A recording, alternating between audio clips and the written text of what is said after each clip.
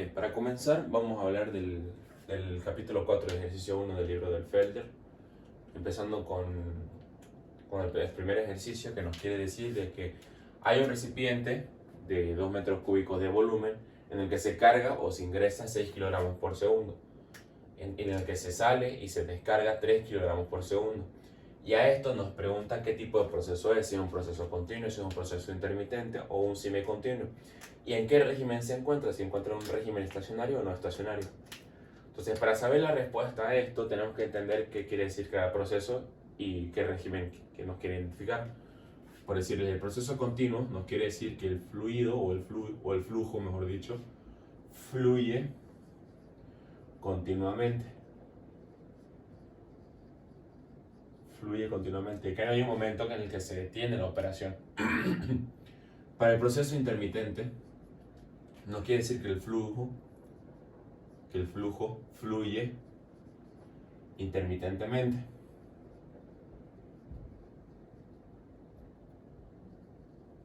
Aquí nos quiere indicar de que si hay un momento en el que se detiene la operación. Y el proceso semicontinuo nos indica de que es un flujo que fluye, tanto puede ser continuamente como o discontinuamente.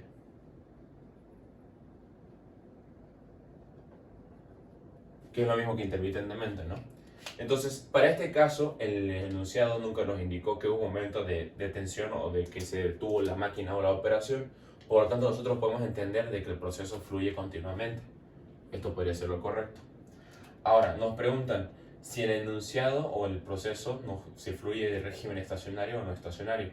Para saber esto tenemos que entender que el estado estacionario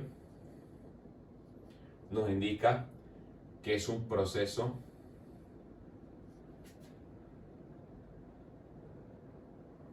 que fluye estacionariamente.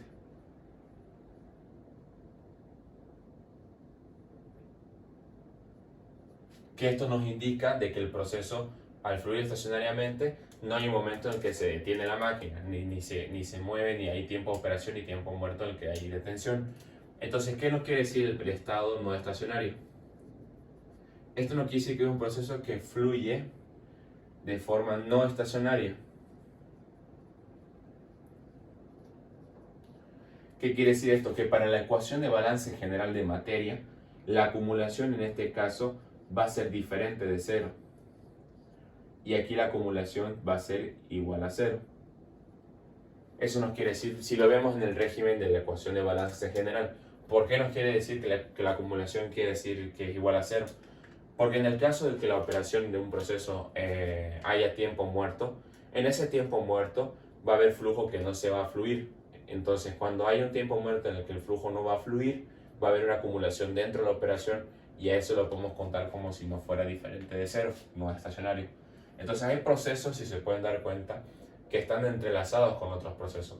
Por decirle, en el caso de un proceso continuo, puede ser un estado estacionario y un proceso intermitente con un estado no estacionario, como por ejemplo, ¿no? Pero no quiere decir que siempre van a ser como estos casos. Por ejemplo, en este caso hay una acumulación que nos indican al inicio del enunciado, nos dicen que inicialmente del recipiente está yendo a la mitad.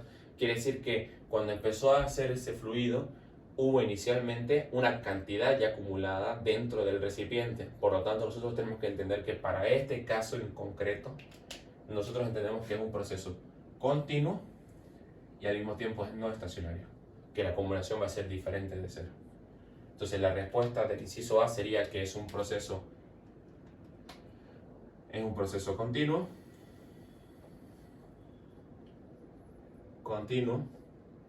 de régimen no estacionario. Eso nos quiere indicar. Ahora iremos por el inciso B.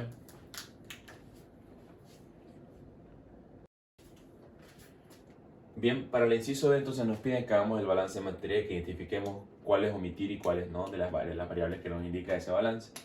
Pero ¿cuál es la ecuación general de balance? Es entrada menos salida más generación menos consumo igual acumulación.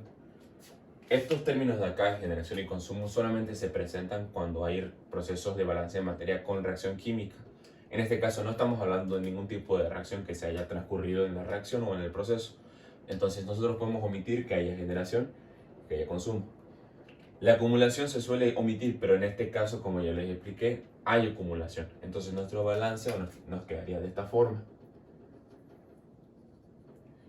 Que si reemplazamos nosotros los valores y los datos que nosotros ya tenemos ahí, nos dice que la entrada es 6 kilogramos por segundo menos 3 kilogramos por segundo nos va a dar igual a una acumulación. Entonces esta acumulación va a ser igual a 3 kilogramos por segundo. Entonces esta vendría a ser la respuesta del inciso B para saber cuál es el balance de materia de este proceso en específico. Bien, en este caso, vamos para hallar el tiempo que va a rebalsar ya el recipiente en el volumen completo. Vamos a tomar el dato que acabamos de encontrar de los 3 kilogramos por segundo de la acumulación. Pero en este caso, como nos interesa hallar el tiempo en análisis dimensional, como nos interesa hallar el tiempo, entonces le damos una vuelta y le damos como si fuera un segundo cada 3 kilogramos.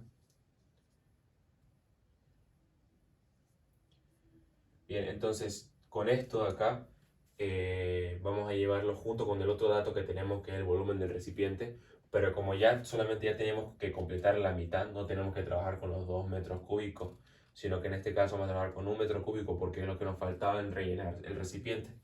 Pero para poder hacer la conversión tenemos que pasar estos kilogramos a volumen. Entonces sabemos que 1000 kilogramos hacen 1 metro cúbico. Y que este 1 metro cúbico se va a poder ir con el volumen del recipiente que nosotros ocupamos para poder rebalsarlo. 1 metro cúbico. Entonces así 6 kilogramos y de esta forma nos van a quedar 300 y el metro cúbico se va con metro cúbico y se va a quedar 333 segundos. Que esto es el tiempo en el que va a tardar en rebalsar todo el recipiente. Bien, entonces con esto se finaliza el ejercicio. Hay un solucionario del Felder en el que van a poder corroborar todos los resultados. Es así como se van a trabajar todos los ejercicios del Felder con los que yo voy a trabajar. Entonces, cualquier ejercicio o cualquier duda que tengan, solamente la escriben en los comentarios. Gracias.